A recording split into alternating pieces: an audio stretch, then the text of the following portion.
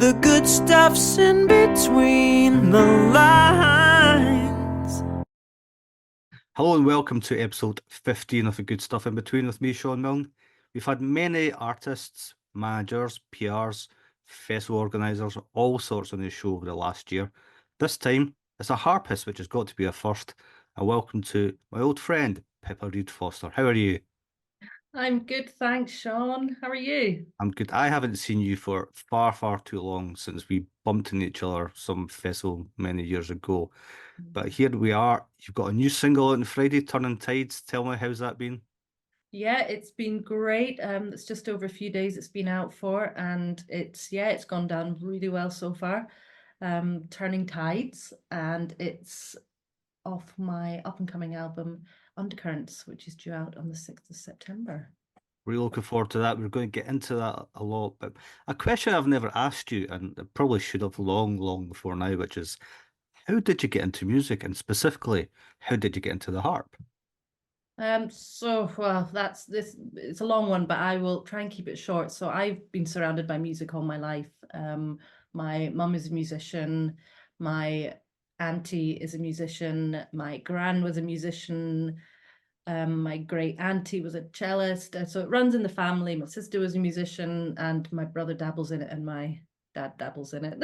So you've got a whole family band, a wee ensemble already there. Absolutely. And we did play quite a lot when I was younger, as a group. But yeah, I started on piano. Well, I did a little bit of violin, piano, then moved on to the cello. And then in my late teens, I started to play the harp. There's a bit of a sad story there, why I began to play the harp. I don't know if you want me to go into that. Absolutely, go ahead. So when I was 16, my sister passed away. She was 17 and she was the harpist in the family. She just finished her first year at university studying music and electronics. And she passed away, unfortunately. And so there was a harp sitting there. And so I think it was about a year later, I'd always kind of fancied playing it, but I was never allowed to go near it. So I thought, you know what, I'm going to try this. And it actually is my instrument. And I kind of knew that straight away when I started to play it. I was able to really experiment on it, writing music and playing around with it. So I knew then that, yeah, this is it. That must have been quite an emotional moment for you. It was. I was very young at the time. My brother was young, he was at university. It was hard for all of us, and yeah, very emotional. And do you take comfort still from playing the harp and knowing there's that little connection? Absolutely, always. And I do always wonder what I would be. I would be a struggling artist, textile designer still if it hadn't been for the harp. Yeah, because I went to study textiles at university shortly after that. We study textiles, but learning the harp must be one of the hardest things to do, surely. I would say everybody says it's hard, but it's not. It's not difficult to play. It's difficult to play well. You can easily play it badly, but it's difficult to play well. And also, I'm lining up a question here because I know you teach harp as well. Yeah. How much satisfaction do you take from seeing people making their own journeys? And what kind of advice do you give them when they are thinking about taking it up as an instrument? I thoroughly enjoy teaching harp. I teach all ages, and I get a lot of older students wanting to learn. They're like, "Oh, too old to learn." I'm like, "You're never too old to learn an instrument. Never." I mean, I have students start. I don't start them too young. I start them about 6, 7, and then I've got students who start in their 70s, 80s, and they love it. But the advice, well, this is a funny one. It's usually the the kids want to learn, and then it's the parents really you're trying to persuade. And I'm like, well, actually, do you know what, the harp is one of the nicest sounding instruments, and it's one of those instruments that sounds nice straight away. You don't get the horrible out of tuneness of the strings of the violin and the cello. You get an instant satisfactory sound from the harp, and it's just beautiful. Even if you do a mistake, you wouldn't notice half the time with the harp, because it's just such a gorgeous sounding instrument. Also, we haven't spoken for a while, but I still see you on social media and I see you popping up doing sort of live shows, events, other work in the course of your career. Because, like many musicians, you have to make an income while you're doing the recording and all the other stuff that goes on there as well. How do you find that side of things, going out and having that variety? Oh, I absolutely love it. I think if I was stuck doing one thing in music, I I wouldn't get the inspiration I need. So I do my little bit of teaching. I just teach a day and a half a week. I play a lot of weddings. I love weddings. They are all so different, and the variety of music that I get asked to play is amazing. Really good fun, especially because it's mainly pop music, which is quite enjoyable to arrange on the harp.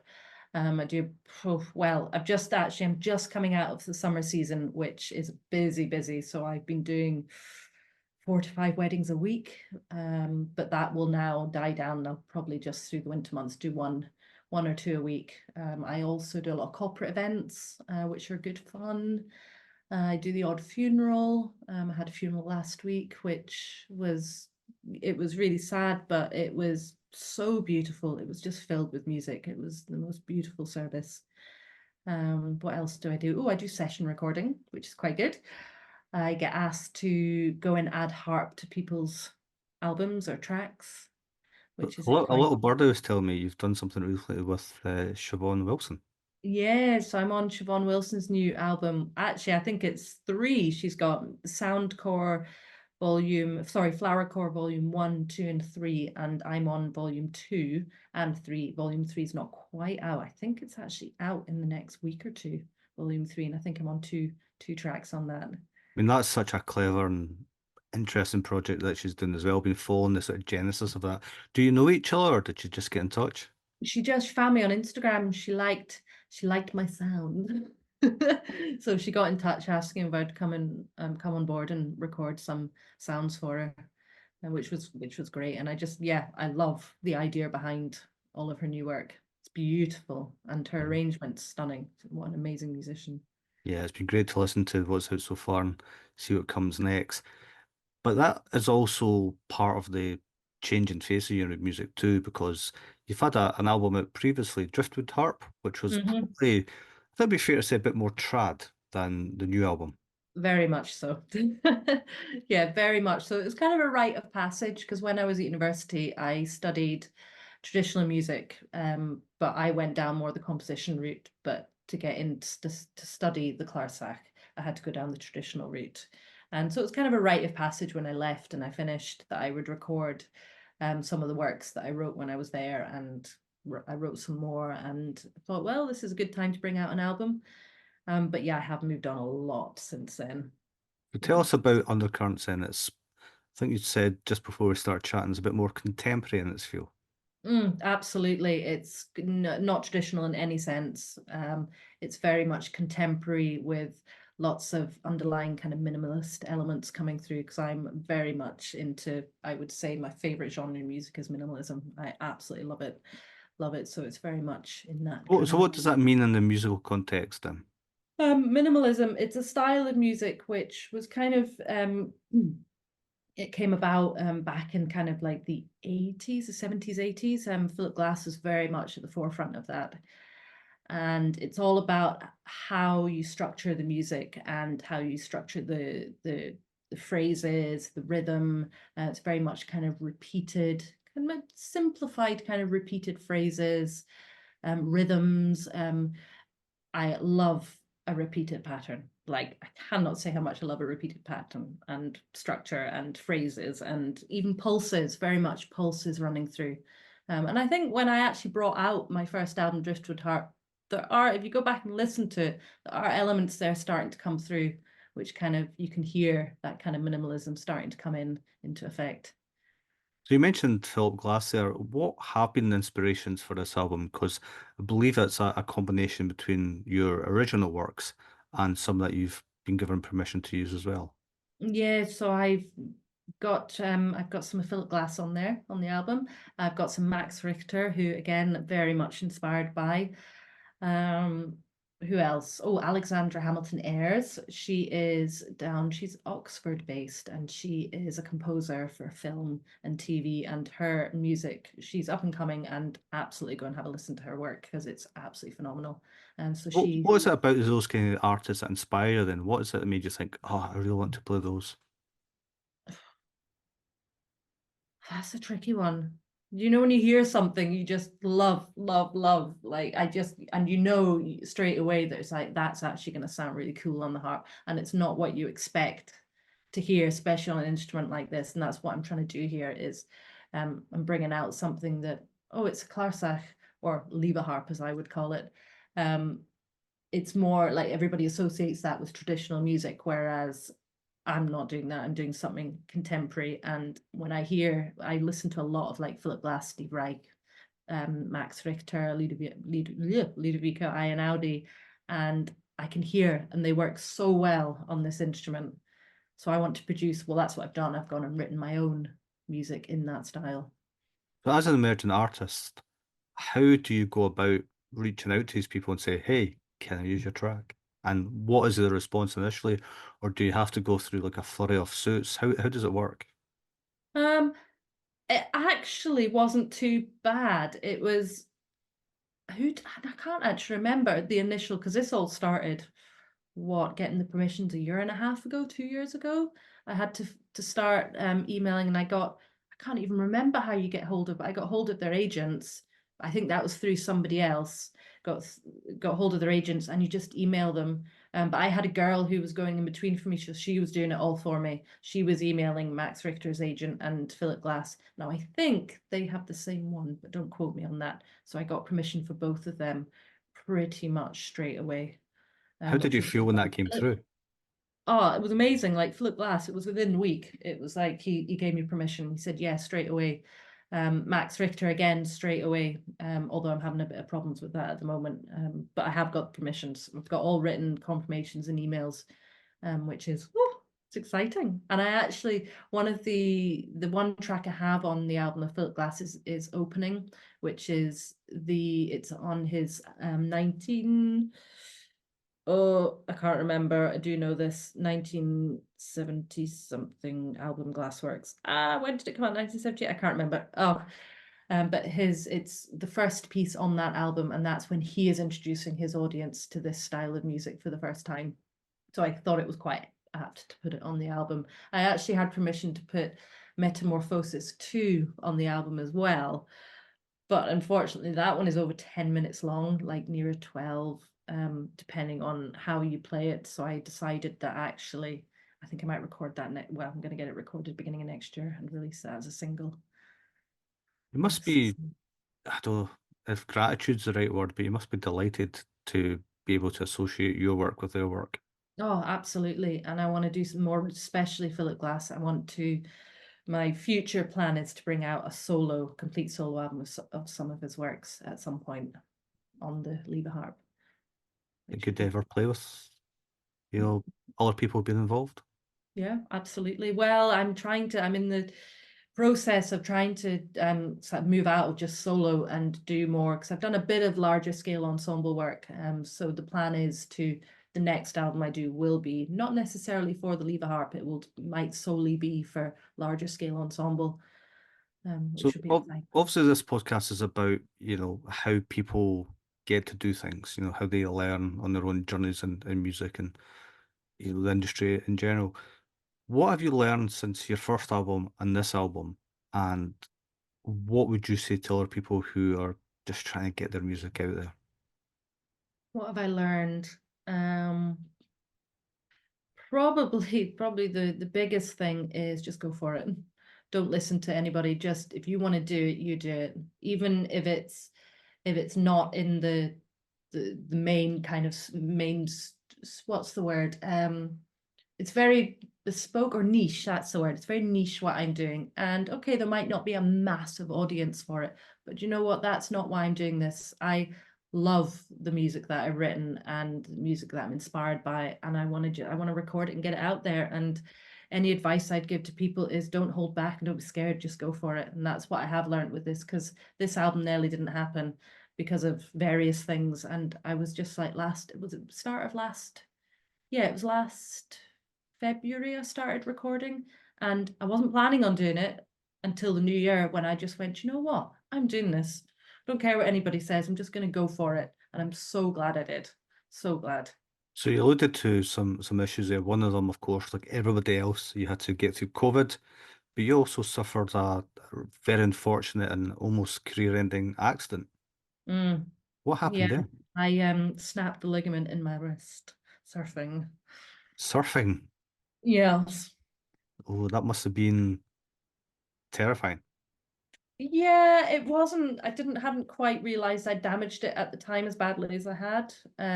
What didn't actually really sort of show for a couple of years when I started having problems playing, and it just started to get worse and worse and worse.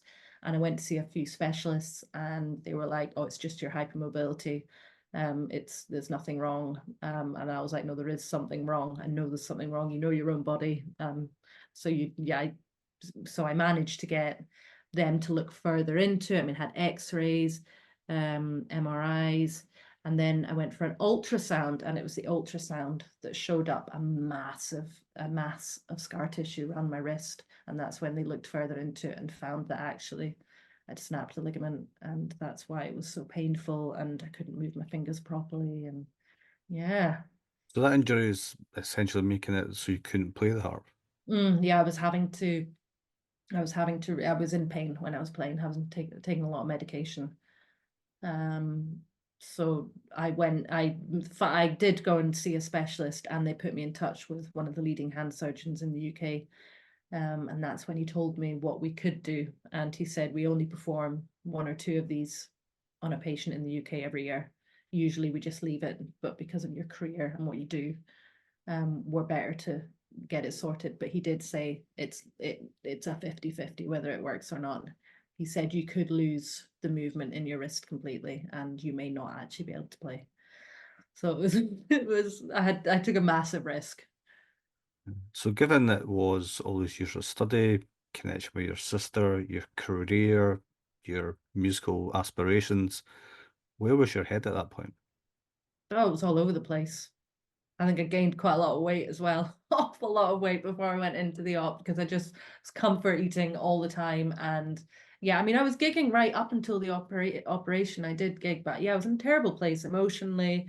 I didn't know whether I was coming or going. I mean, I had the operation. When did I have it? End of June. So I finished. They actually managed, the NHS, can't fault them. The NHS to tell you when your operation is, and you just have to go for it. But they actually managed to do it on a specific date for me, so it was at the end of term, and I could recover through the summer. Because I think it was 3 months I couldn't couldn't drive for 3 months. And then when did I start seeing the physio? I can't remember. Anyway, the physio, it's funny, she gave me these exercises, but she said, for you though, the best physio is actually just playing your harp. So start playing your harp, getting the fingers moving. And yeah, and my mom came along. My mom's a violinist. She actually supported me on a few gigs just in case it was a disaster and I couldn't play properly. And she would come along and just support me and play along just in case, which was really good of her. But I did manage to it's okay. I can't bend it like, you know how you can bend your wrist pretty much like that. I haven't got any more bend than that. So I do have, like, when I do that, I can feel it. I can feel the pins and needles. I can feel the nerve. It is painful at times on my harp, and I'm not going to lie, I can't do certain things anymore, but nobody would know. I mean, I write my own music, so nobody knows what I can or can't do. I haven't got the dexterity in this hand anymore than I have in this one. It's just, unfortunately, part At of what it. point did you satisfy yourself that your career would continue? Um, prob it was how many? It's probably a few weeks after the operation when I could move the fingers, when I started being able to move the fingers, that I knew I had the movement in my fingers. So it was maybe like 3 or 4 weeks after the operation. I was like, oh yeah, I'm beginning to feel movement. I had numbness, and the numbness, I didn't know if that was going to go away. I had numbness for months in the fingertips, so that was really weird playing with numbness. But eventually by Christmas, I had full movement, as much as I was going to get. But of course we went straight into lockdown after that. So we went into lockdown because that was 2019, and we went into lockdown in the March, April. And that was the winter is my quiet season, so I don't have a lot of gigs. So I literally went from having the operation to not building up any of the muscle or anything back in my wrist because we went into lockdown and I wasn't doing any gigging. So it was really hard. But what Yeah. you were started to do, though, was writing. I did a lot of writing, awful lot. I did a bit just before the op when my head was all over the place. It's amazing how, well, it's all music is emotion, and yeah, I suppose trauma helps. Well, it does for me. It's created some of my best work. But yeah, we went into lockdown, and that inspired most of this album. So talk us through some of that then. What kind of themes? Because obviously Undercurrent gives the game away. It's very water-based in terms of Mhm. the thinking. Your track out on Friday, Turntides, I think you told me was about a place of sort of sanctuary for you, a place you could clear your head, gather your thoughts. Mhm.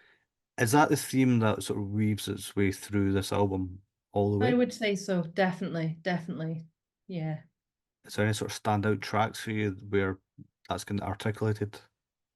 Um, probably Undercurrents, which is the title track, which is all to do with um wild swimming. And not just swimming, but undercurrents that lie underneath, not to do with water, but undercurrents with mental health and how you're feeling. And yeah, it's all a state, it's all about a state of being. And then you've got the state of minds 1 and 2. Now that those were the two that were written just before the operations. So they're inspired by my mental state of how I was in. But the second one, State of Mind 2, was kind of finished after the operation, so it's a lot freer. It's a lot more expressive because I was like, there's some positivity coming out here. But they've all the tracks are to do with, I would say, nature, the outdoors, mental health, and a sense of freeness. How Yeah. do you do that in the sense some artists, some bands also rely quite heavily on words and choruses and you know, descriptors to bring out feeling. You're doing it through a bit of wooden strings. I know, I How do you know. achieve that? What's the process? That is a tricky one. My process is, oh, it changes continuously. When I was at uni, I was taught how to write when you're not inspired and you've just got to do it. I don't write like that. I have to be inspired. I have to feel it. I have to be in the zone to write something. And I would say that's where my best work is written. But I don't necessarily write on my instrument. A lot of it comes to me when I'm out and about. I can hear it in my head. So I'll have an idea in my head and then I'll come back and I'll be like, oh, let's start playing around with that idea. Now that idea might go around in circles, which actually coincidentally, I've been working on a new collaborative piece over the last few weeks. And this idea has been going over and over and over in my head and on the instrument, and it's not been going anywhere. And it's funny because it then I scrapped it. I was just like, this is not happening. And from that, scrapping that, just literally, the idea came to me, and I've got 3 movements on the go already, literally within a couple of days. And I can hear it. Like I'm going away, I'm going out and sitting in the woods, and I can hear the harmonies, I can hear it, and I'm getting it down on paper. And then I'll come back and hear if it sounds right, if it's going to work on the instrument, and then it gets developed on the instrument. Yeah, sometimes I write on the piano. I mean, it just depends. Yeah. So obviously the sea and water is, all over this album. You live by the sea as well. Uh-huh. And from your social media, I can tell you were on a sort of nautical adventure fairly recently with the Excelsior Trust, and that in itself is leading to another collaboration. It has indeed. Oh, what an adventure that was. So I'm not very good. Let's go backwards. I'm not very good at taking risks, and I hate being out of my comfort zone. I like routine, and I like to know what I'm doing, and which is a bit, I suppose that's not, you wouldn't think artists are like that. You think they're very free people and they just kind of do their own thing. And but no, I'm very much structure, routine. And I realized that I needed something. I was stuck in a rut up until, oh, I would say the end of last year. I was like, I'm stuck in a rut here, but I have this album coming out, which is amazing, but it's still got a long time till this album's coming out. And I want to do something exciting and have something lined up for when this album is out. So this opportunity came up and I just happened to see it and I'm like, oh my God, I love sailing. This will be an amazing opportunity. Not quite realizing what I'd let myself in for. But yeah, I applied and there was a lot of people applied and yeah, I got a place on this residency alongside 6 other artists of varying disciplines, poets, dancers, photographers, painters, etchers, all different disciplines, and alongside 4 young innovators of different disciplines as well. So there was 11 of us alongside the 5 crew on this 75-foot fishing smack. Yeah, which was amazing. And it was a 3-week trip, and we met in Orkney, and we headed over to the Faroe Islands, where we sailed in amongst the islands around the Faroe Islands, and then we headed back to Shetland at the end. Yeah, and it was, yeah, I could talk about it for a lot. I could go into a lot, but Well, how does that happen? I mean, what is the trust about? What was the whole point of the journey? so this is actually a collaboration with the Trust, and not a collaboration, a partnership with the Trust and someone else, called Mark Cater. And Mark Cater has had this idea of a multidisciplinary residency where we all collaborate together, and in the end we have an exhibition. So next autumn, kind of September-ish 2025, we'll have a touring exhibition alongside performances of what we create from this trip. And we kind of had a basis of what it was going to be, on. And when we applied for it, we had to not answer the question, but just give ideas of what we thought about this question, which was asked, which is fracture, a question for humanity. And we were always going to have a focus on that and discussions throughout the residency on that. And whether we took that further after the residency or we went off on different tangents, it doesn't really matter. The fact is we were thrown on board this boat, none of us knowing each other, for 3 weeks, and in this tiny space. And it's amazing the camaraderie that came about, and yeah. I mean, I found it really hard, I'm not going to lie. I like I said, I like routine and structure. That was completely thrown out of the window. I like my own space. I like silence. I like quietness. I like stillness. There was none of that. But it was inspirational. It really was. And now that this is over, we're all still in touch, and the collaborations are now starting. So I've got 3 pieces that I'm going to be working on with. I've got one I'm going to be working on with a poet and a dancer. I've got one that I'm going to be working on with the painter. And then there was also a sound artist on board. So the sound artist and I are going to do a little kind of sound and movement installation, which I've got this idea about. So we'll see. Yeah, lots of exciting things. You say it's a touring exhibition. Where's it going to go? So the plan so far, obviously it's not set in stone yet, because it's all just, this is all very new. It's not, it's still a long way off, but the plan is to take it back up to Orkney, because that's where we started the trip. Take it over to the Faroe Islands, definitely, because that's where the main trip was based. Then back to Shetland, and possibly over to Norway, I think. Yeah. And then maybe more places, we'll see. Yeah. You said it was a bit difficult for you in terms of the hustle and bustle that was going on there, and the space and the movement, etc. But has it changed and inspired you as an artist having done that? And would you suggest other people put themselves out there as well? Oh, definitely, definitely. I think it's really good to take yourself out of your comfort zone. It really, it also, it helped me. I've learned a lot about myself, and I think I need to be a little bit more chilled out about things. Also, I've realized that I've been so surrounded by music. I'd forgotten about other things, which it made me realize, and other connections that I could make. And also reading, I kind of kind of reading has slipped. I love reading, and I'd forgotten how much I loved reading. And I did do quite a bit of reading when I was away just to kind of switch off. And I've started reading a lot more, and I've learned to just I don't need to be so routine. Life doesn't need to be stuck around a routine. So I've very much changed the way, I mean, how many months? This is 2 months ago now, this trip, and I've very much changed the way that I not run my life, but just how I do things a little bit more laid back about things, and I'm not in a rush.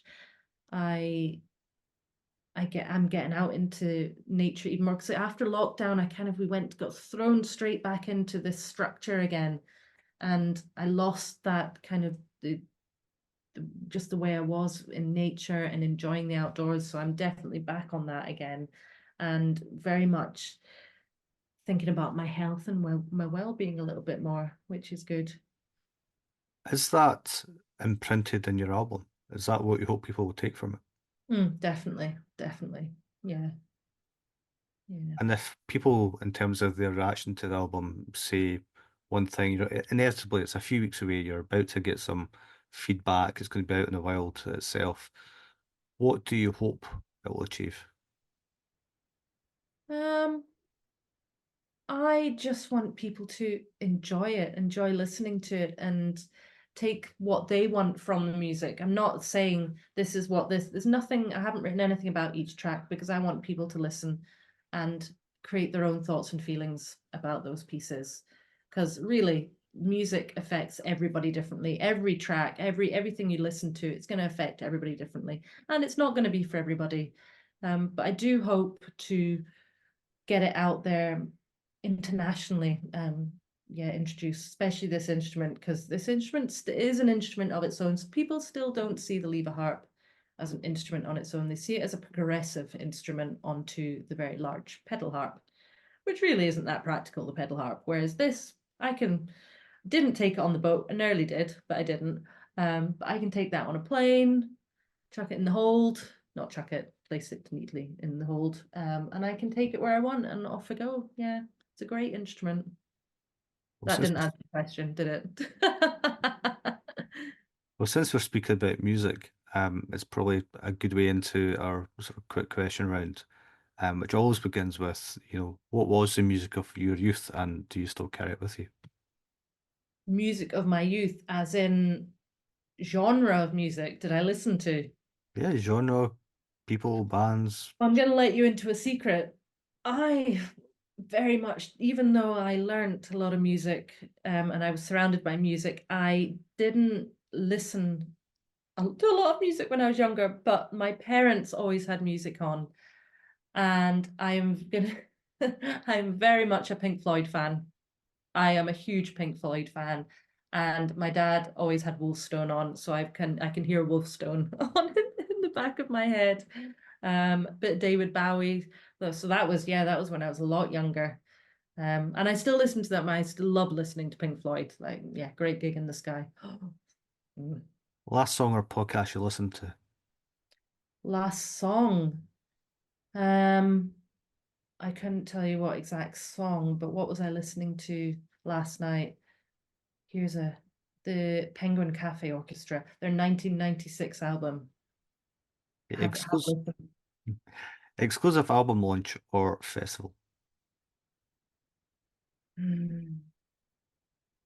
Festival. That would be fun. Favorite food or rider? Nachos.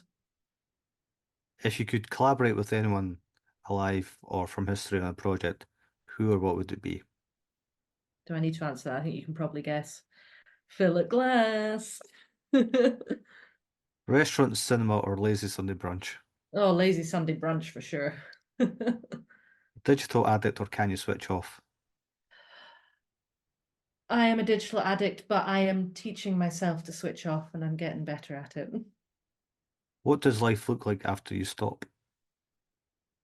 Stop? As in, stop what?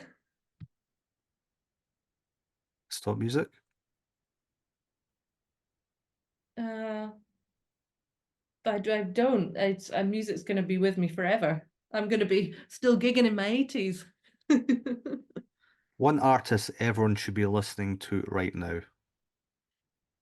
For sure, Alexandra Hamilton Ayres, who is on my album. I think she's getting there, but she go and listen to her albums. Oh, they're stunning. Especially Play Echoes, which came out a couple of years ago. Fab album. Yeah. From where you started until now, what was the good stuff in between? Um,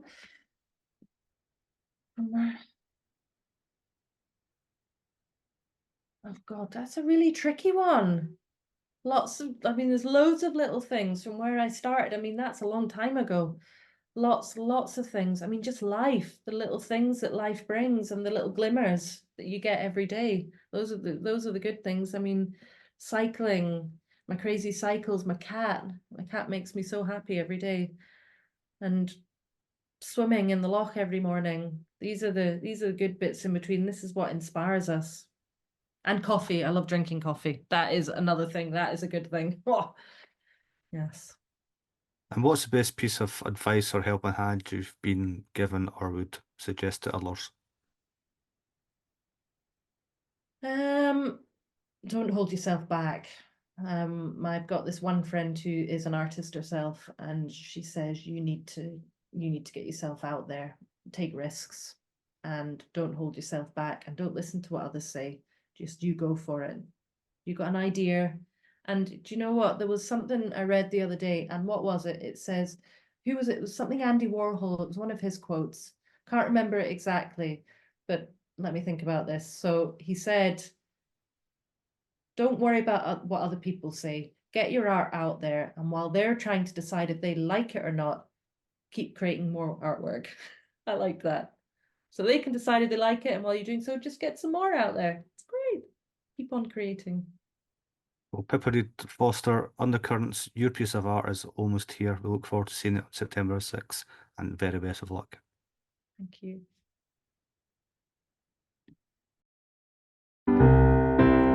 The good stuff's in between the lines.